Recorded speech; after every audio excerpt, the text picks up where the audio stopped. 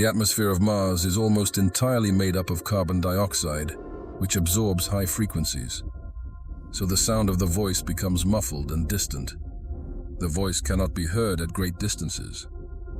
But what about the piano?